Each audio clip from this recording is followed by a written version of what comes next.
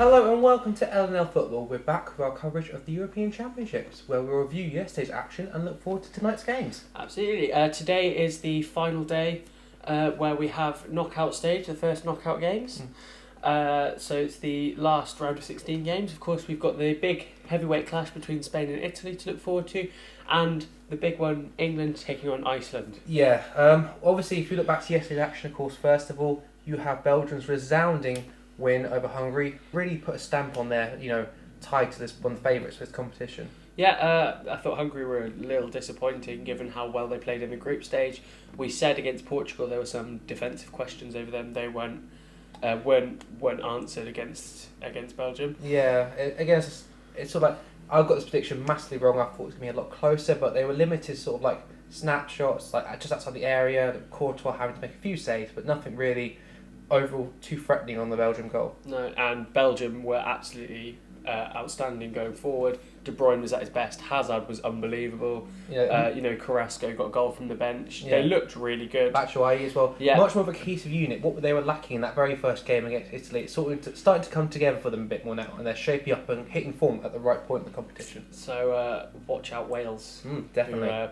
Who play Belgium next, because it's starting to tick. And of course the other game yesterday got the Germany's resounding win. Yeah, so we said at half time Drax was playing really well. Yeah, he went on to add the third goal. They won 3-0. So they will play Germany, really. Either Italy or Spain. It's the first time that Germany really got going in this tournament was yesterday, and they look ominous. Yeah, right now, personally, I think Germany and Belgium probably, or the three favourites. Well, you've got to consider who's going to come out today's game for Italy and Spain, but those sort of the winner of that game, Germany and Belgium for me are the three favourites going into these last few stages. Right. As you mentioned, Italy versus Spain tonight. This is probably the biggest clash. Yeah, so far. Unless you're an England or Wales fan of the entire tournament so far. So how do you read this one going? Well, we were saying about this yesterday. Italy, of course, going to sit back and play the Italian way, being very defensive, very organised. So I think Spain are going to have to use their players like Iniesta to full effect. The players who, if you give them just a tiny yard of space, they can pick a pass out and find one of their attackers just brilliantly. So I feel Morata's going to have a good game. Obviously today, he's going to have to really perform in order to give Spain that little edge going forward. I think. As you say, so much rests with how Morata plays. You saw in the first game his runs weren't quite what you'd hope for a centre forward, and also it depends on the service. Obviously, that's not normally a problem with Iniesta in that team. But against Croatia, the service dried up after the first sort of half an hour, and he was barely in the game. You saw what he could do against Turkey, though. Those two goals.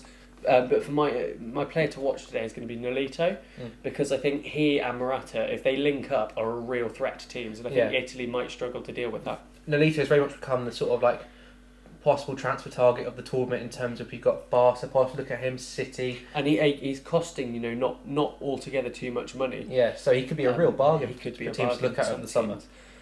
Yeah. But then of course the main game, of course, for the home nations again today is England versus Iceland.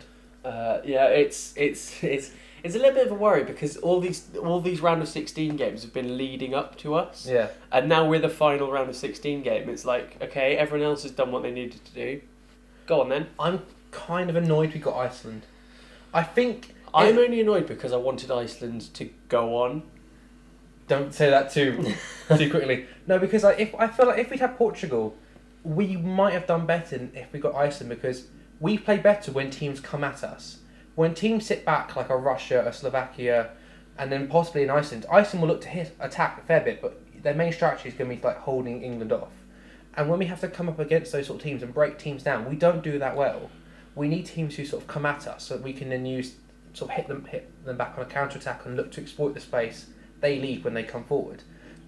Well, of course, there's massive debate over whether Raheem Sterling should start. A lot of media reports saying that Hodgson really wants to start him. He's looking at a front three of Kane, Sturridge and Sterling. I actually voted in a poll on the BBC Sport website where 80% of people said he definitely should not start. It's a tricky one, because I could see the argument for him starting in terms of when you've got those defensive people, you need someone who could be quicker to get round their back line. But if they play too deep, there's no space in behind anyway. No, but I was saying, and also the fact that you need players who can of course, be quick, but who can also then equally whip a ball in. Sterling has no end product. When he gets that byline, the crosses he puts in, if he even manages to put one in, are very substandard. So well, I think that's the problem. It's not that he's unpopular, which he is, and it's not that he's playing badly, which he is. It's that he consistently fails to produce.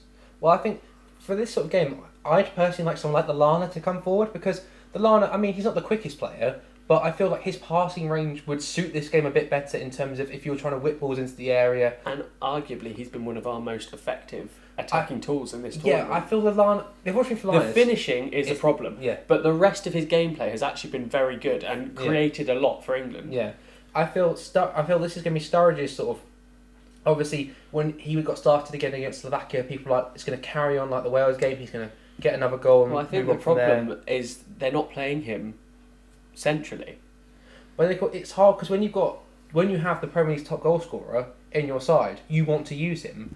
So it's a case that I feel it's kind of a delicate balancing act when you have all these players up front. You go, I could pick them, and you have such a range of options. It's hard to use everyone to their range of ability. I feel Vardy shouldn't start and should be on as an impact sub later on. I think Vardy should start in place of Raheem Sterling, because if you're only picking Sterling for pace, which I honestly can't see any other reason, Jamie Vardy's very quick and he might actually have an end product.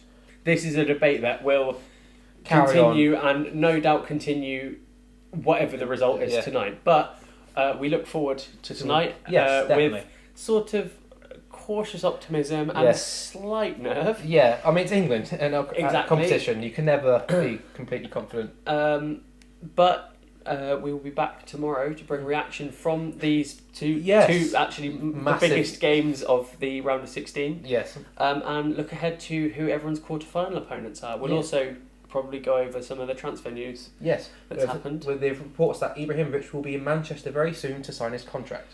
And the reports that Liverpool are throwing £36 million in the bin. Anyway, we'll be back tomorrow to look over today's results and look forward to the games ahead. So until then, see you guys soon. See you later, guys.